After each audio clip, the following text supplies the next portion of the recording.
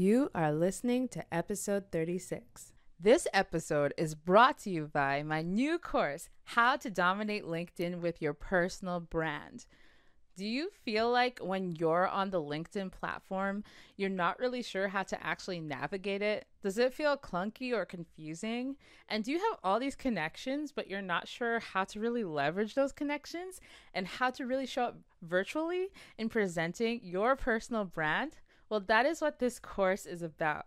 Because since September, I've gone from 1,500 connections to about 8,000 connections on LinkedIn. Not only that, I've gotten clients through my content, and people have actually reached out to me to speak for virtual speaking engagements. So if this is something that you would really like to capitalize on and take advantage of and learn about, then this course is definitely for you. And you can learn about it more in my show notes, and I will have the link to the waitlist just for you. And now on with the show. On today's episode, I get to interview Nkechi Nwafor-Robinson, and I'm so excited to present this guest to you. Nkechi was someone I noticed immediately on LinkedIn. She was either presenting amazing tips or she was presenting workout videos, and I was just generally curious who this woman was. On top of that, I found out she was also Nigerian, like me. And on Daryl, Guy with the Bow Ties, LinkedIn live show, Professionally Black, she talked about her experience as a minority in her community in Montreal.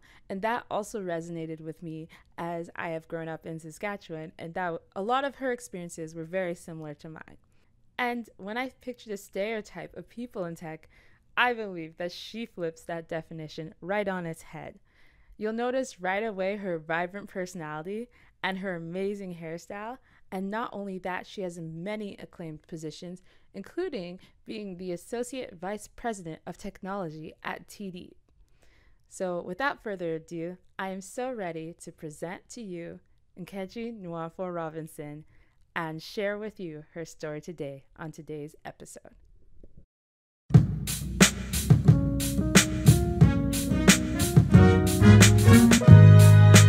are listening to the sounds of inspiration.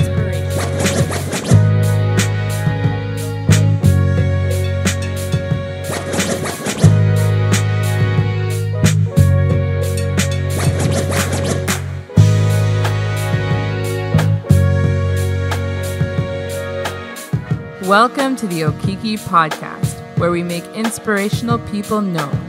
Brought to you by your host, Fian O'Brien. You are listening to the sounds of inspiration.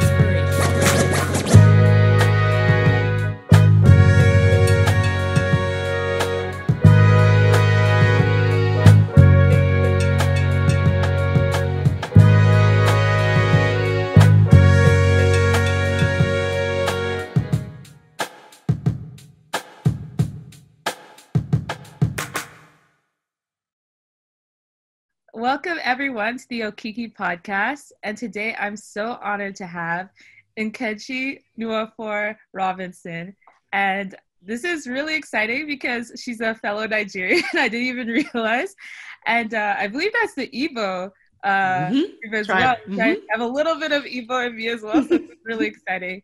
But more so, I'm really excited to share with you all her and allow her actually to share her story today, because she really inspired me from a fitness point of view, but I feel like there's so much holistic health that she exudes and that she's passionate about. And her resume, there's just so much to cover in there. So I'm just so excited to have you on the show today. It's awesome.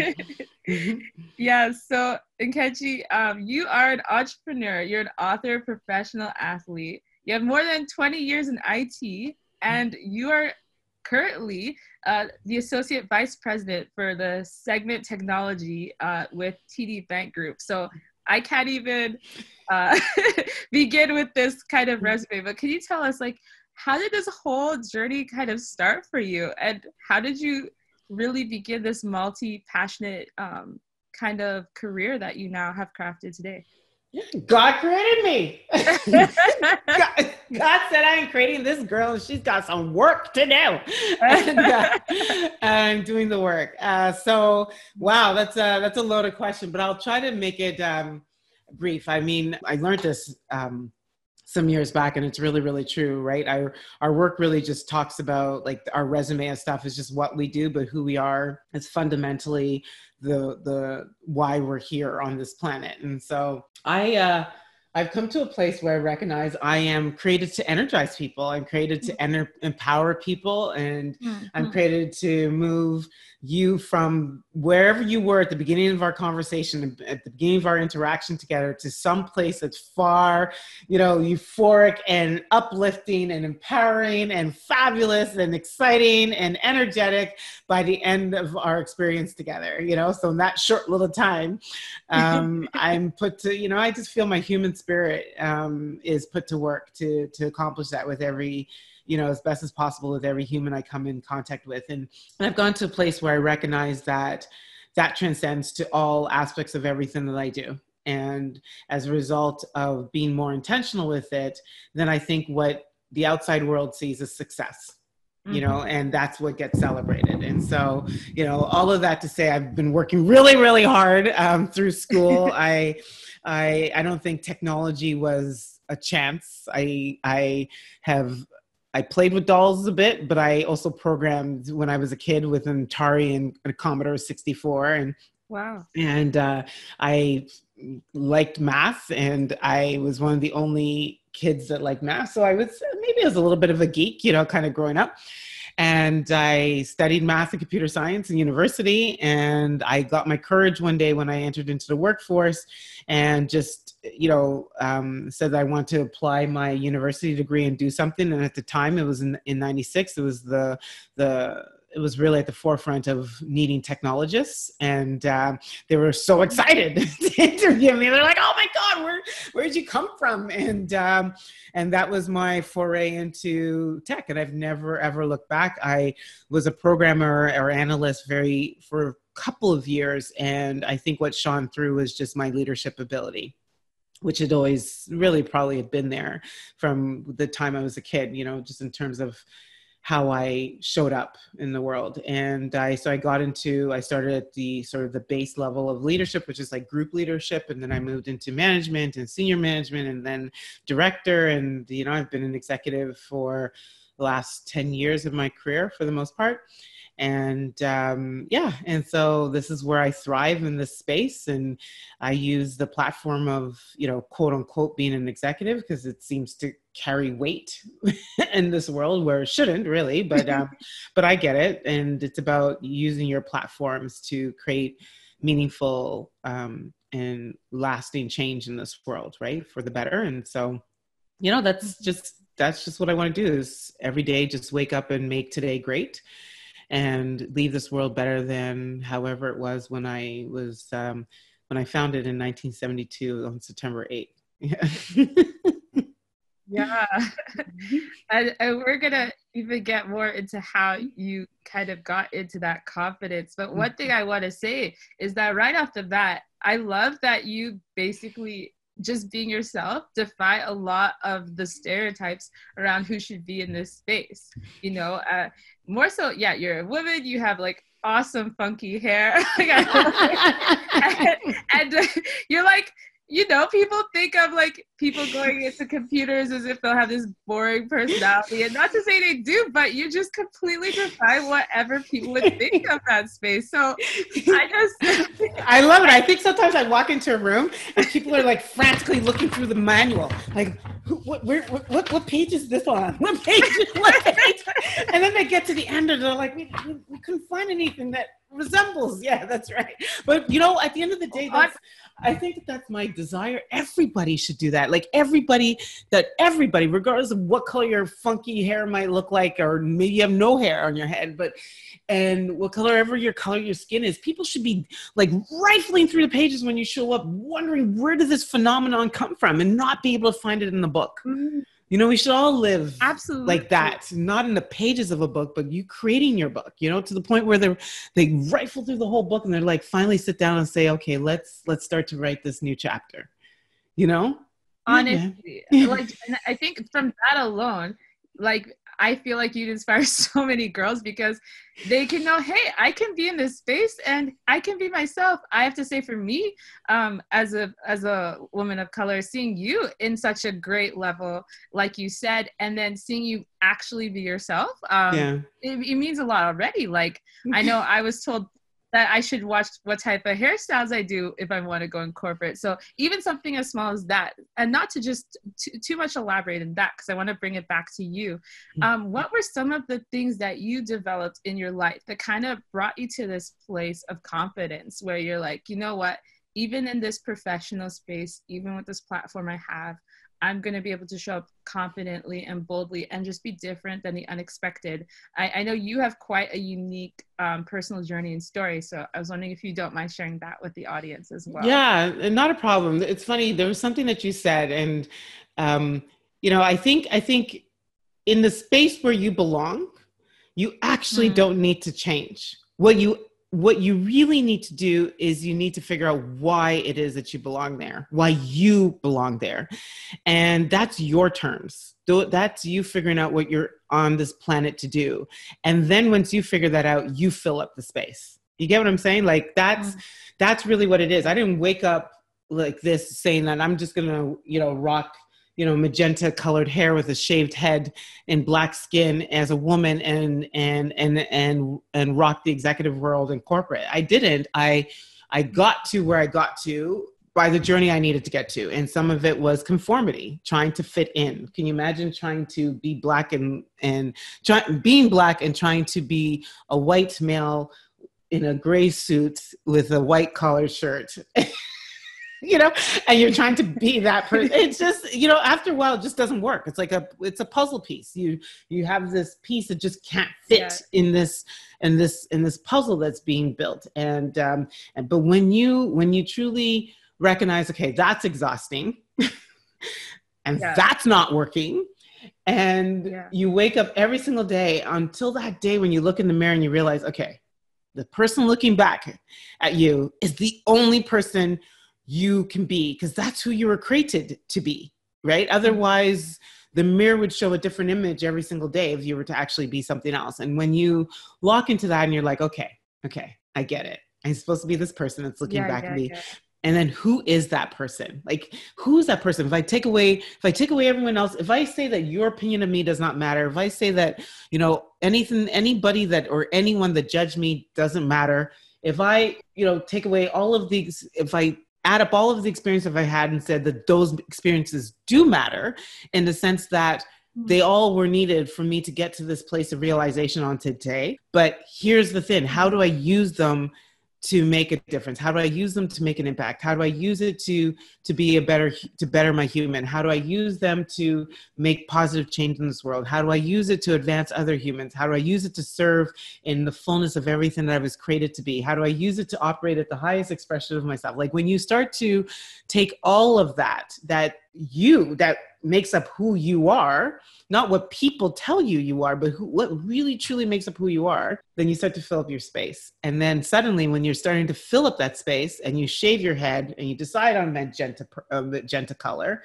and then that's not what they notice when you walk into a room. They feel your energy of greatness first. And then all of that just happens to be everything else that, sort of is, creating your swag. I don't know how to really explain it, but to a young girl that might, Google and look at what I might look like in 2020 and see this, Black woman in tech, in an executive role with magenta hair, rocking the muscles, rocking a shaved head, rocking some tattoos, that person, it's less about what you see with your eyes, but it's what lives inside of me that makes what you see with the eyes attractive, like more like really attractive. You get what I'm saying? Like it's a lot of times people are like, but how is all that external stuff? How are you able to carry that external stuff? I said, it has nothing to do with the external stuff. It's how the inner is wearing that external. That inner is creating the energy that is now allowing you to be able to say, yeah, she's actually quite cool with her shaved head the burger, you know, magenta hair, big muscles, tattoos. Yeah, that kind of stuff. Yeah. So cool. Mm-hmm. And so really knowing who you are on the inside, letting that connect with people. That's all that matters. That's what matters. I can, like, even now, I've said it so many times when I speak, because it's, you know, it's so hard. Like, I almost wish I knew that when I was growing up, it's like, Ink, you are going to be called on to speak about your story, your life story. So pay attention, like pay really close attention every single day, every single moment, so that you can see. But that doesn't really happen. So everything's always in hindsight, right? So I recognize there was an element of not making every move I made with the understanding that I was a Black woman. You get what I'm saying? Mm-hmm. Like I wasn't that uber aware of the fact that I was a Black woman in tech having to navigate my way. Right. You know, there was a big element of my movement was really based on, I was a human being that happened to be Black and happened to be female and happened to really love math and computer science. And that's where I found myself, you know, from a career perspective.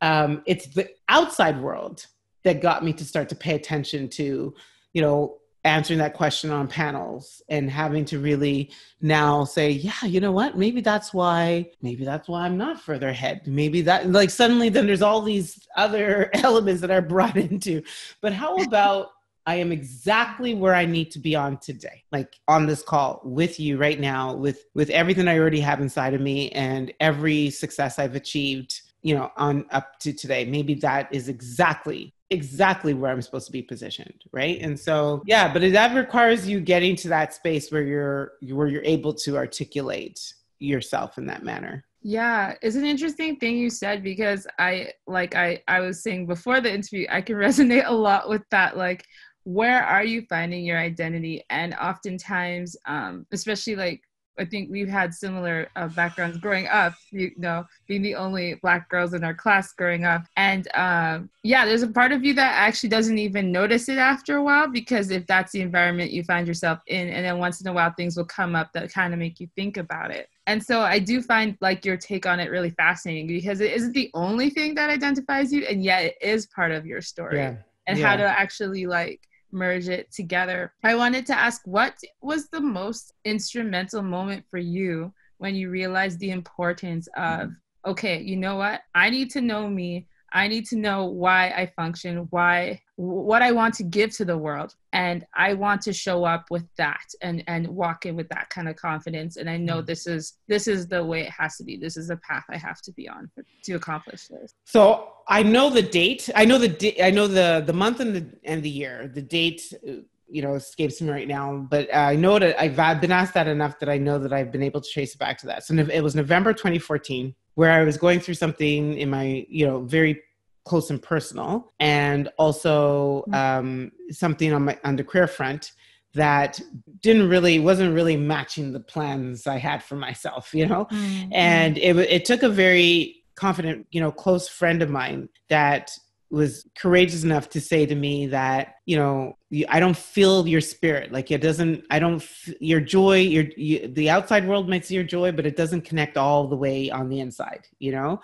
And she herself at that time was embarking on wanting to really get to know, you know, a spiritual journey herself and really getting closer to God. And we were really close friends. And so for her to say that to me and for me to recognize that she was important in my life, I decided to, you know, pay attention. And she had recommended this book, A Return to Love by Marianne Williamson. And I read the book, and it was a page turner for me. I'm not saying I've recommended that book to many people that are wanting to really start the journey, because Marianne Williamson, the author, really explains it in a way that I think is simple. She talks about love and fear, how babies are born into love.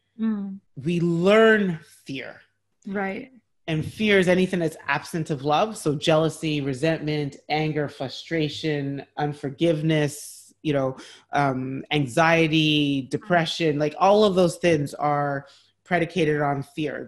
They're, you know, and if those are things that we learned based on the experiences and situations and circumstances that we've been met with, then the key is to unlearn the what I call it for now, the untruth of those moments, and replace them with loving thoughts, loving, sort of perspectives, and that's what you have to start to do, and when you can actually start to do that, brick by brick, experience by experience, and build back and say that, I'm choosing love forward. I'm choosing love forward.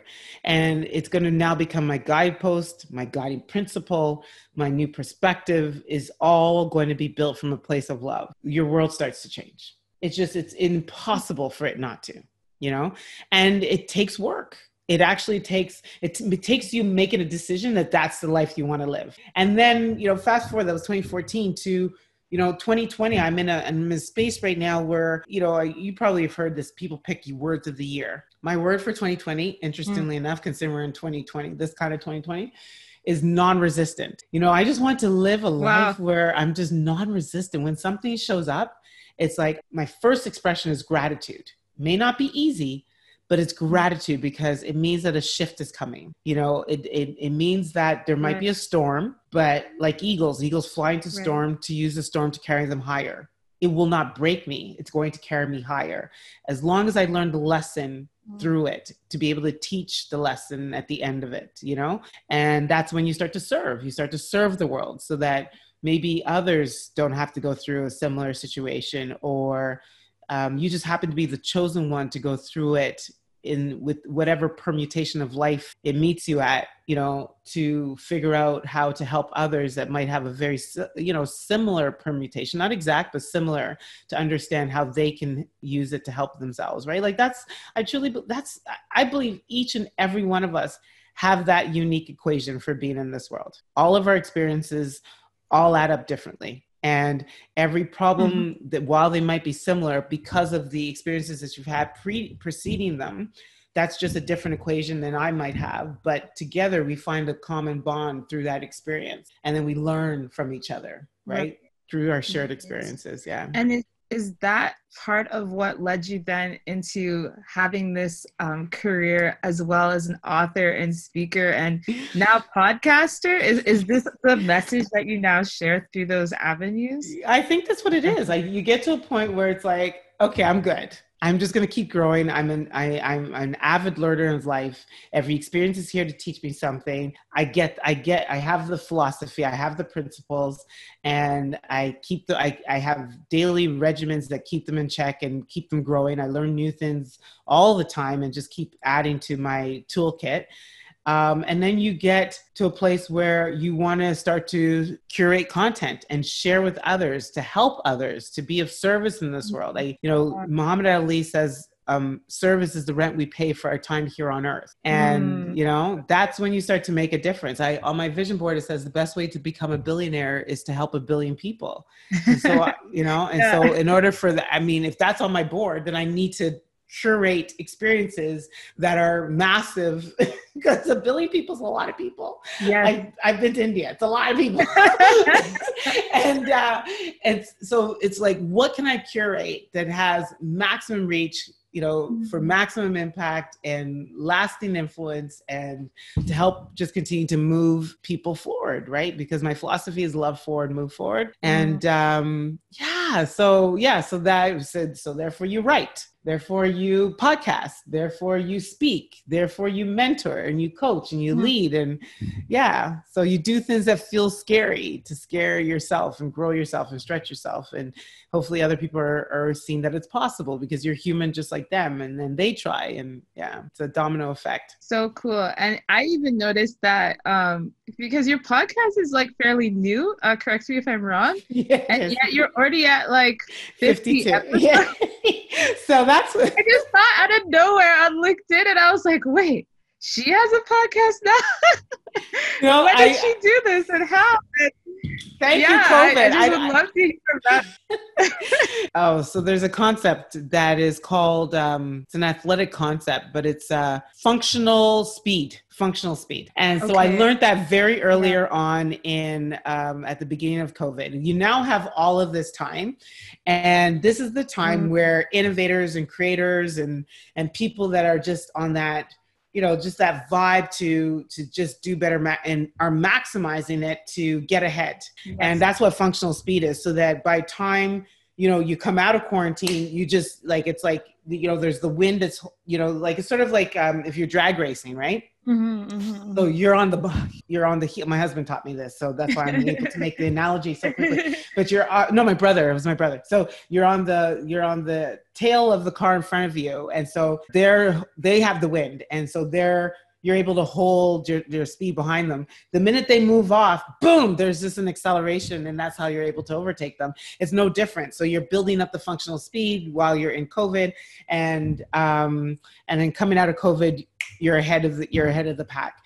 And so I recognize with more time that I can use it to just change the rules. And I think we need to adapt, right? So I just decided to adapt by saying that it wasn't going to shut down my creativity. I was going to make sure that it advanced my creativity. Mm-hmm. I also recognize that speakers that I wouldn't typically be able to book suddenly didn't have, calendar conflicts. And speakers want to keep speaking. And so suddenly it's like people I'd reach out to that were initially, a little bit quiet on the responses were like, hey, I know you reached out about get on your podcast. I just wanted to see if that opportunity. I was like, yeah, it's still there. And so next thing you know, I'm like, okay, to keep up with the demand, I had to do 2 podcasts a week. And, wow. And then next thing you know, I'm like, oh my God, episode 52. So I decided that season 1's going to be still episode 52. I'll kick off episode 2 in September and come with, I'm rebranding to my incorporated business, which is Empowered in My Skin. Mm. And so new song and I feel like I'm the Gary V, like Gary V is one of those, if you listen to him, he has, he has no rules. Like if you're somebody who started to research how to do podcasts, they would tell you, get into a routine, pick a day of the week that you can post, make sure you're posting consistently. I'm all with the birds on that one. Like, you create what feels right. And aligns with what you can do in a moment. And maybe season 2, I go back to weekly, but why not get out content while I can? That's amazing. Yeah, no, I was so blown away. I was like, wow, she's just going for it right now. I was so surprised, but congratulations. Thank you. definitely 52 episodes. Yeah.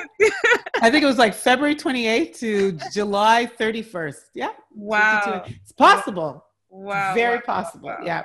Yeah. That's amazing. And also as part of this kind of holistic perspective too, I also wanted to touch on you do bodybuilding, and like you're an athlete, so I kind of was curious, how does that tie into your whole I guess ethos of how you go about life too?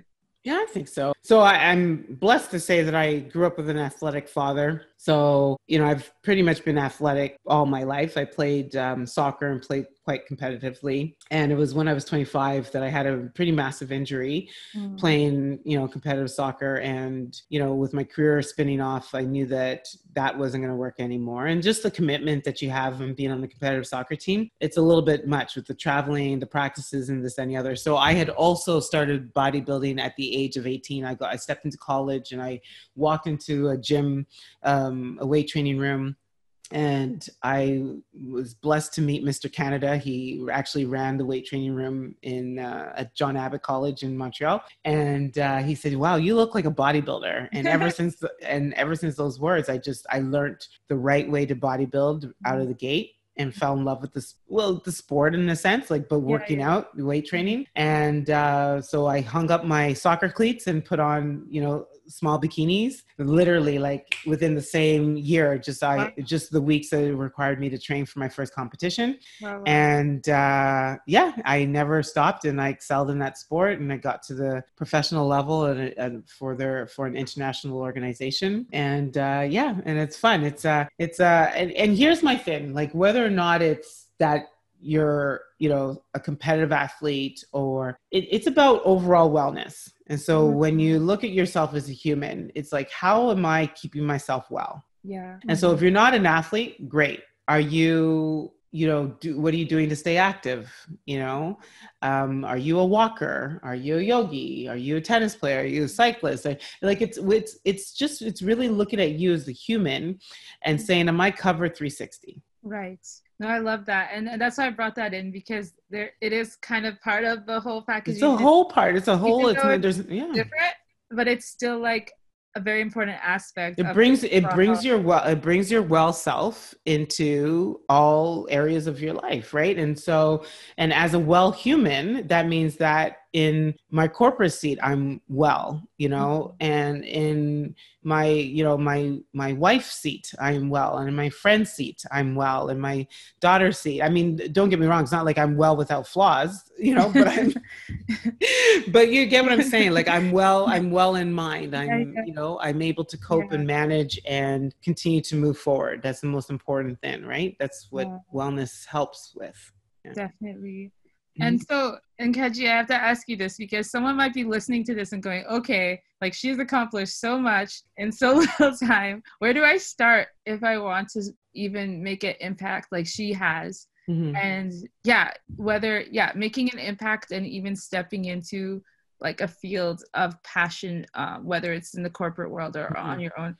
What would you say to someone who's just starting out on that journey? So I'm going to give a very practical example, because I'm starting all the time, right? And so so years ago, if I take you back to like 2005 when I started in the bodybuilding world, and it could just be because I have swag and I'm well coordinated, but I understood the mechanics of posing your physique, right? And so very quickly, I loved the posing aspect of bodybuilding, like how you showcase your physique.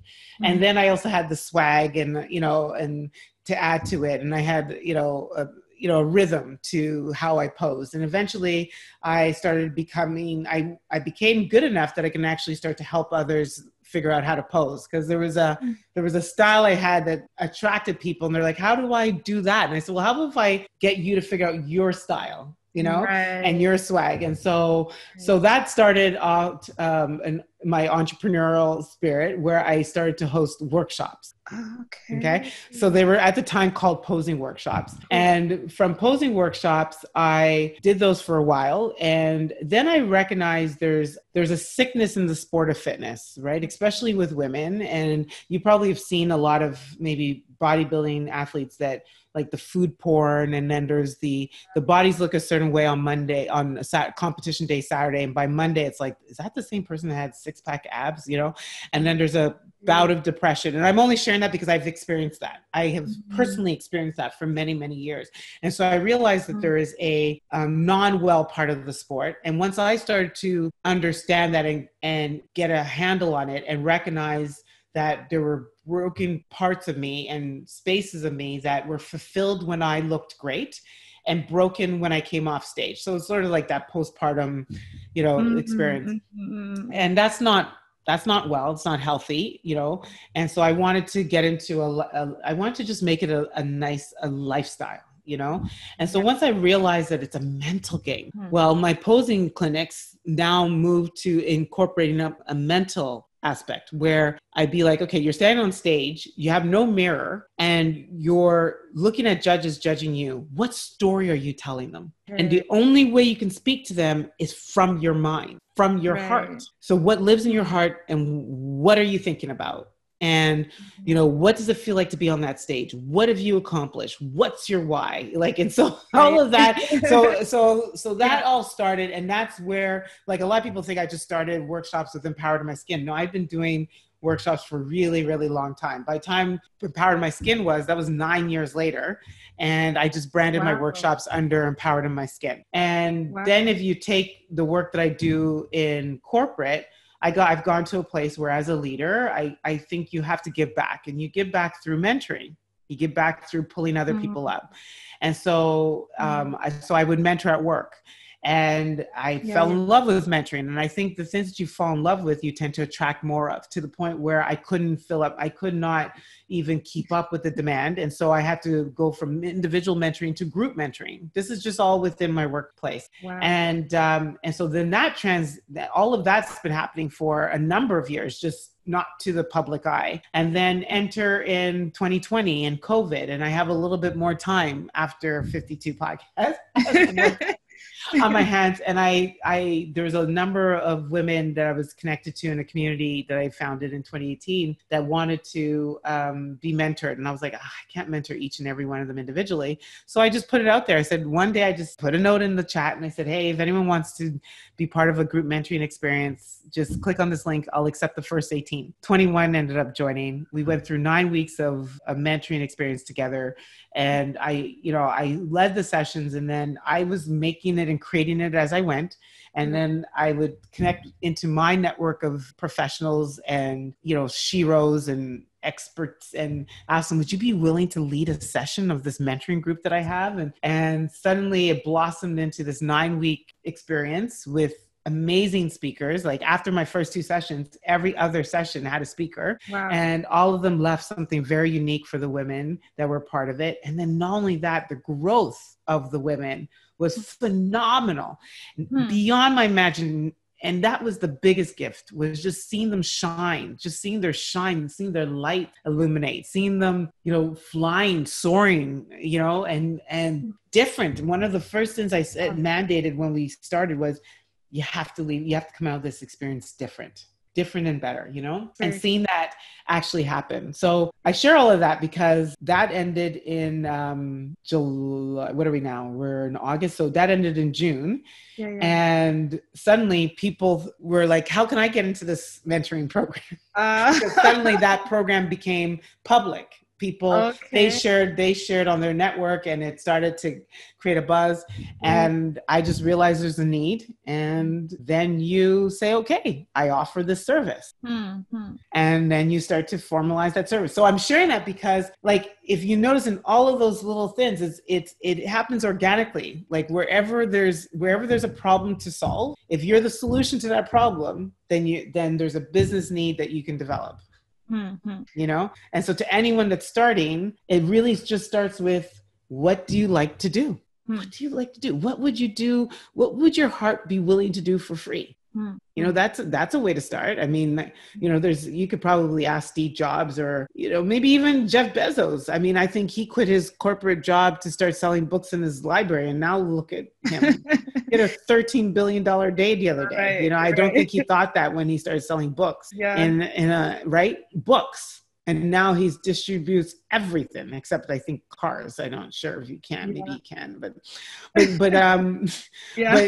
you were saying it always, a lot of times we think it has to start with something that we're not aware of. No, it starts with actually what you're passionate about, what excites you, what are those little things that make your heart tick, and let no stone unturned.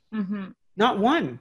And I just took mentoring workshop and have just now made it, that's the business. And then I have the podcast, right? Which is still curating content to help mentor, grow, and help people. It's all related. And so you don't have to go beyond that which excites you, which lights you up, with that which you do for free. Thanks so much. And thank you for giving such a well-rounded answer to that, because it's really great to share with the audience that find what you're passionate about and then see what is a problem that I would be interested in trying to solve, and letting that at least be the catalyst to start something. And like you said, see where it goes, because it could become a whole thing by itself. But by itself. I promise you, I said the best way to become a billionaire is to help 1 billion people. You're going to have me back on your podcast saying, how did you build $1 billion mentoring workshop organization? You know what I mean? That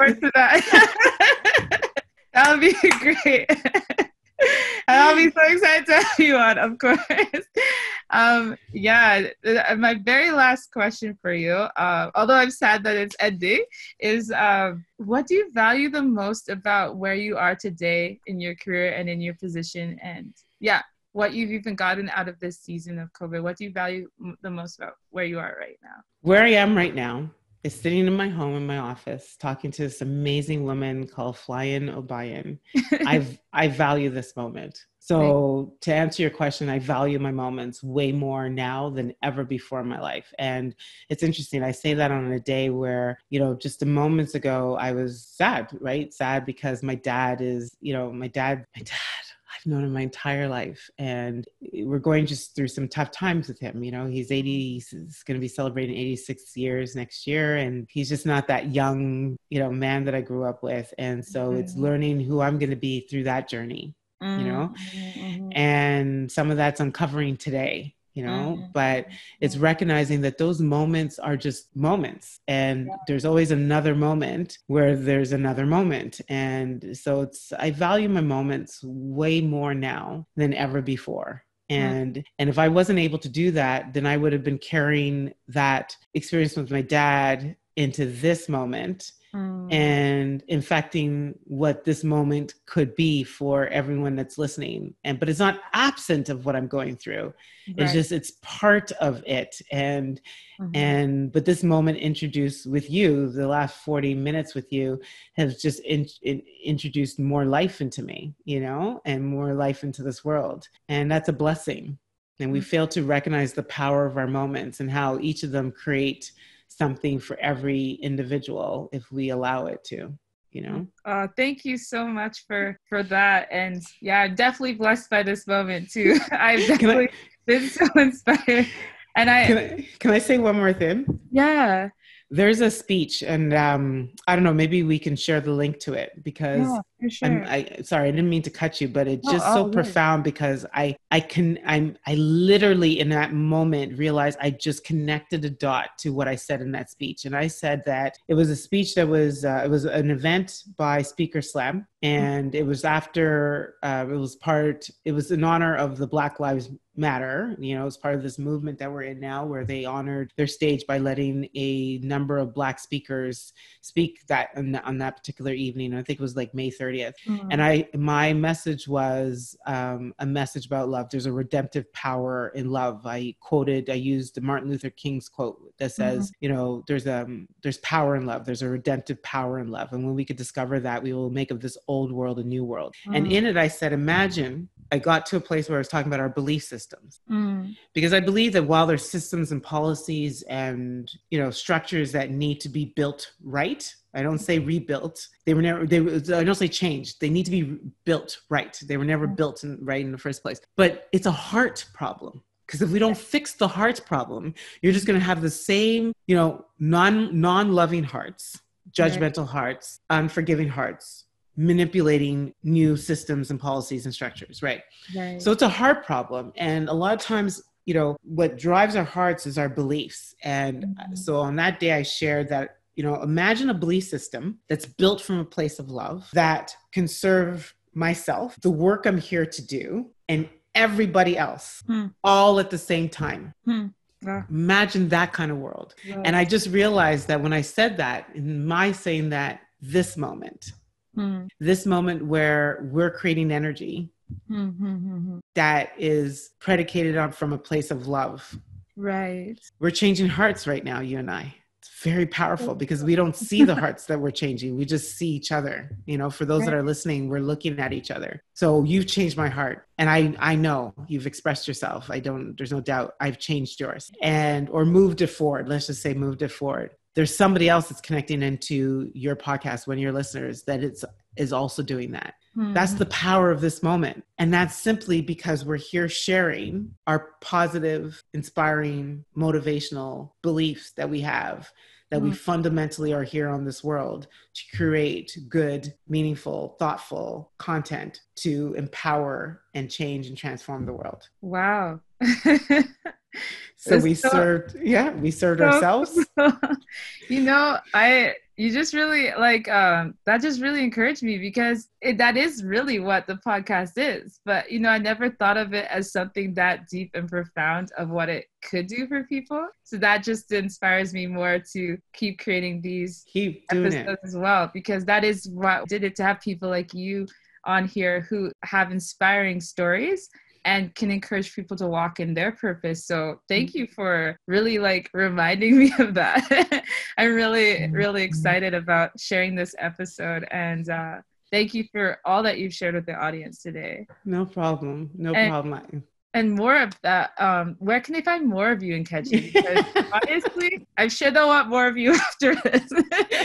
Well, thank you. So I on Instagram, I am, well, my personal is at Nkechi_IBB Pro. I'm assuming you'll share links in the show notes. Absolutely. From a business perspective, at Empowered in My Skin on Facebook and Instagram. LinkedIn is at LinkedIn is Empowered in My Skin. My website is Empowered in My Skin. My podcast, it's changing in September, is Empowered in My Skin. And so, yes, when you look at your skin and you feel empowered, then think about Empowered in My Skin, and that's where you'll find me. That's awesome. Thanks so much for everything you shared with the audience today. No problem. My pleasure. I love it. Keep doing what you're doing. Change the world. You're doing it one heart at a time. Love it. Thank you. Bye.